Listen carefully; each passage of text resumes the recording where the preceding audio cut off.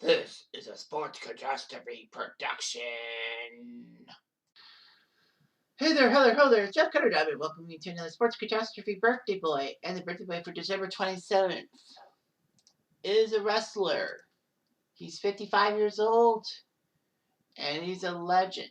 Yes, he did play football, but now he's a WWE star. You'll know it when you hear this.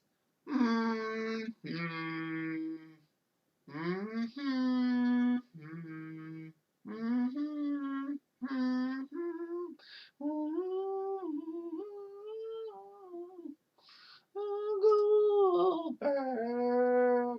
Hey, it's Goldberg. It is Goldberg, Bill Goldberg, who played for Georgia as a defensive tackle for the Bulldogs in the NCAA, and then was taken in the 11th round by the LA Rams. Obviously, they don't have 11 rounds anymore, so he would have been undrafted. So he played for the Rams in 1990, and he had a stint in Sacramento when the CFL went to the States. He played for the Sacramento Gold Miners. I don't know. I think Sacramento did okay in the CFL and all that. Well, when the Sacramento Surge played in the World League of American Football, that stupid competition with the World Bowl, trying to have a team from Europe to take it on a team from North America, if you will. That was huge because they did win the second title, the year 2 title. And basically, the CFL wanted to expand to the United States, so they went to Sacramento in 1993. That was the first team to ever play in the CFL and all that. They actually hosted, the first CFL game they hosted was the Calgary Stampeders, and they beat the Saskatchewan Roughriders the following week. So technically, yeah, Sacramento did okay. They were 6-12. They were terrible, but they did okay. I mean, the funny thing is that they were 5-4 in Sacramento. They did pretty good for themselves. And Goldberg was on that team. In the offseason, Sacramento was 9-8-1. Their home record 5-3-1. They were great on home turf. Unfortunately, they ended up 5th place, and in fact, they had a touchdown catch. They had that overruled. Sacramento would have finished 4th and gone to the playoffs. Okay.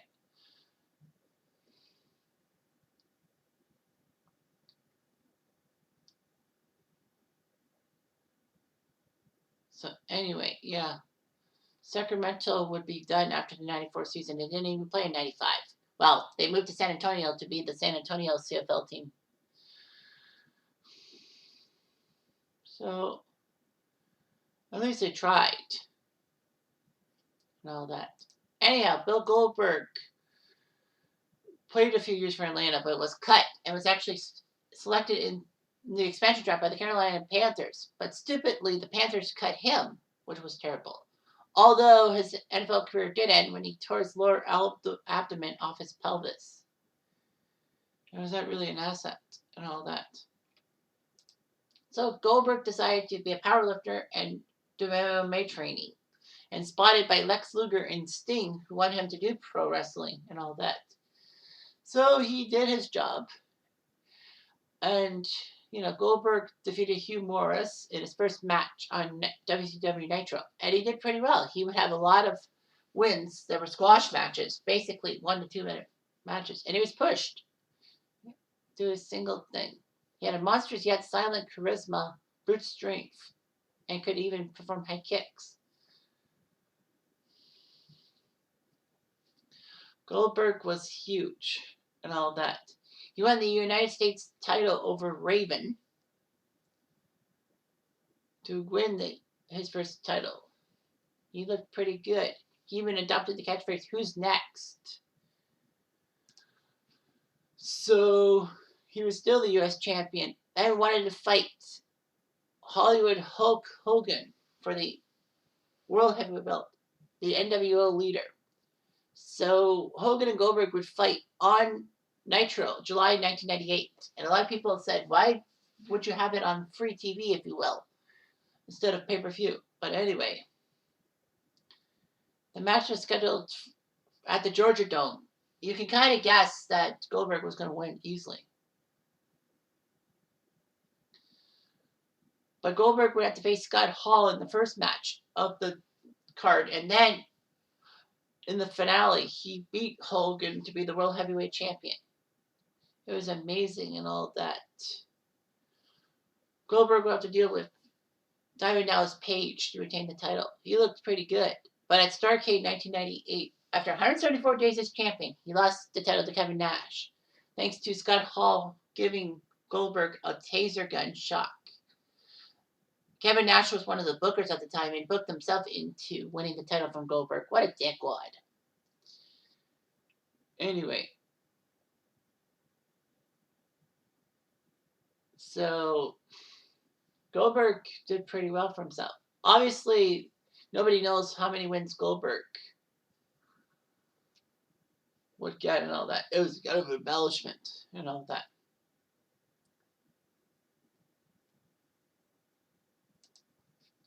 Anyway, Goldberg did defeat Scott Nash at Spring Stampede, but Goldberg actually never regained his title, which was stupid. All that. But he still did alright and all that. Goldberg thought he won the WCW title from Sting, but unfortunately, it was void because the match was not sanctioned by WCW.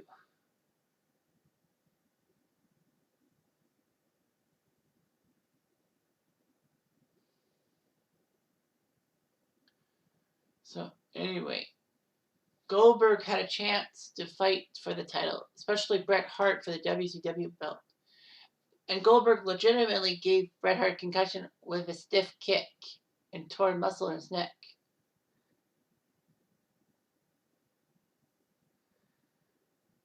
Bret Hart was still the champion, but vacated because he didn't want to win by chicanery and gave Goldberg a rematch.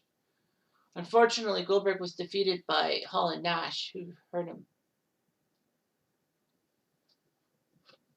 So anyway, Goldberg would have problems. Goldberg would actually legitimately injure himself in December 1999 with a pipe. He did that. But he put his forearm through the third window, and its shattered glass actually sliced an artery, and he bled profusely.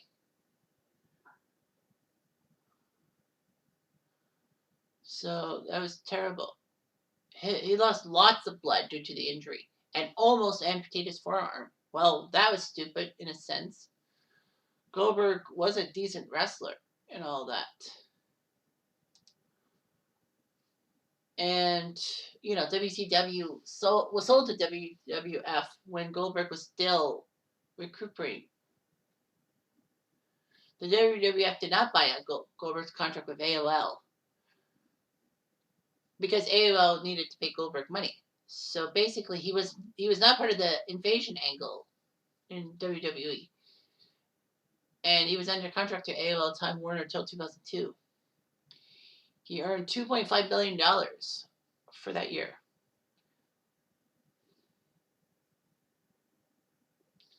So anyway,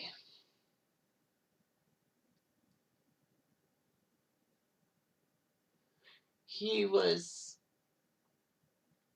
in All Japan Wrestling for a year, and then the WWE thought, oh, maybe we need him back. So Goldberg signed a contract with WWE, debuted the night after WrestleMania 19 when he speared The Rock. Goldberg would defeat The Rock at Backlash for the match. He did pretty well for himself. And then he would have a massive rivalry with Triple H for the WWE Heavyweight Championship. Not the main title, but the World Heavyweight belt. He looked good. He was in the second ever Elimination Chamber match. And Goldberg did well, especially with that vicious kick that hit Chris Jericho's pod, and Jericho was just shocked. Triple H beat Goldberg thanks to Ric Flair's interference and all that. Goldberg decided to get the World Heavyweight belt, and he did it. He beat Triple H for the World Heavyweight belt at Unforgiven in September, and he looked pretty good. Unfortunately, Triple H and Evolution would have the last laugh, and at Survivor Series, despite Goldberg defending the title against Triple H and retaining it at Survivor Series, it was just basically Triple H getting on him. Goldberg still was champ for 84 days. That's pretty good. Goldberg and Brock Lesnar would have a massive brawl with each other, and the feud would escalate at the Royal Rumble and all that. Goldberg was given a front row ticket to No Way Out by Stone Cold Steve Austin. Anyway, Goldberg attended as a fan at No Way Out and actually jackhammered and speared Brock Lesnar, costing Brock Lesnar the WWE belt against Eddie Guerrero at No Way Out. Lesnar demanded a match with Goldberg at WrestleMania 20.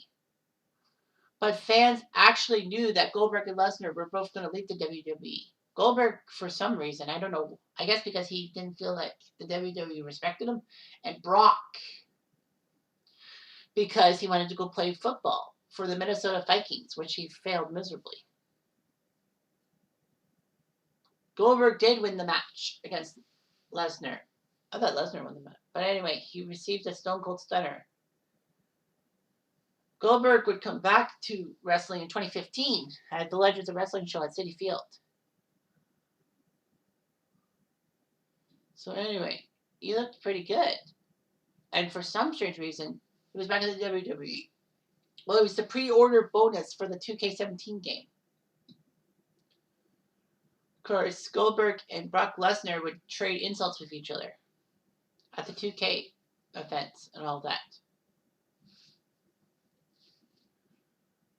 Goldberg and Lesnar would battle each other. They actually did it. Goldberg would face Lesnar at Survivor Series 2016 in Toronto. Great that Canada finally got a pay-per-view. Anyway, the match took place at Survivor Series. And Goldberg, using a couple of spears and a jackhammer, actually beat Lesnar in 86 seconds. I kind of hated it because it was a squash match, but, you know, that's what you have to do. Anyway, Goldberg would be in the Royal Rumble in 2017 and did pretty well, but The Undertaker eliminated him. Lesnar would challenge Goldberg to a match at WrestleMania 33. Goldberg accepted, but then he would have a match against Kevin Owens for the Universal title at Fastlane. And Goldberg was the champion, so he won the Universal title. Or kind of the WWE championship, if you will. Anyway, Lesnar and Goldberg would have to face each other, with Goldberg putting his title on the line. But Goldberg unfortunately lost to Lesnar and his belt and all that. Goldberg was made to go to the WWE Hall of Fame in 2018. And Paul Heyman would induct him. Why? I don't know. But anyway, despite him being in the Hall of Fame, Goldberg would still wrestle for WWE. He would face The Undertaker in Saudi Arabia at the Super Showdown event. And Goldberg, unfortunately, would suffer a concussion. And, of course, The Undertaker won the match. So, Goldberg defeated The Fiend, or Bray Wyatt's alter ego, at Super Showdown for the WWE belt, for the Universal Championship, for the second time, becoming the first wrestler to win a World Championship after being inducted into the Hall of Fame.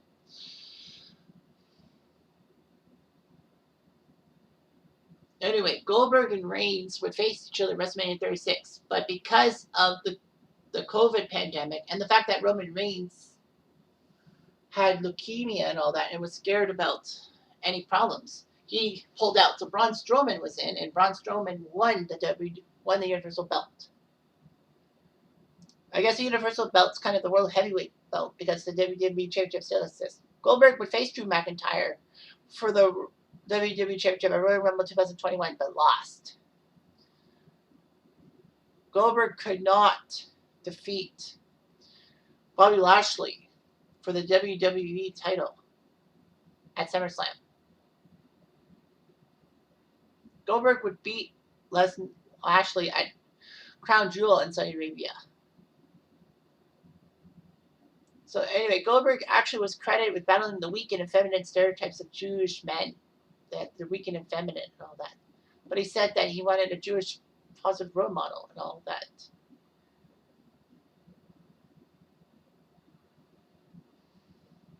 It was amazing with the legacy and all that. His legacy is such that Dwayne Gill, who was a longtime gentleman in WWE, changed his thing as Gilberg and all that. It was funny to see Gilberg and all that. Unfortunately, Bret Hart was not too pleased with Goldberg, especially with the fact that Goldberg put Bret Hart, gave him a concussion and all that. A lot of people thought that Goldberg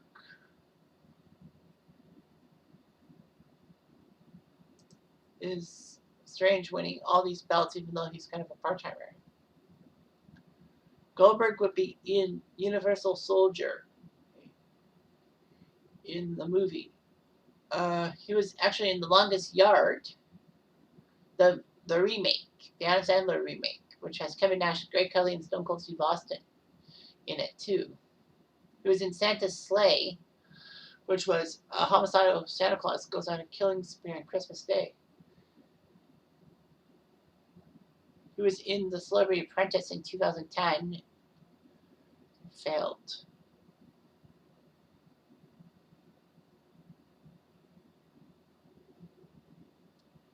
So yeah, he's a WWE and WCW legend. Loves to do a lot of things and all that. He's actually a longtime animal welfare advocate, and actually addressed Congress for awareness of illegal animal fighting. And Goldberg has been noted for his openness about his Jewish heritage in the pro wrestling world, refusing to wrestle on Yom Kippur, and he celebrates all Jewish holidays and all of that. So anyway, he actually married a stunt double who worked on his movie Santa's Sleigh. His name is Wanda. Her name was Wanda, and they have a son, Gage. All of that.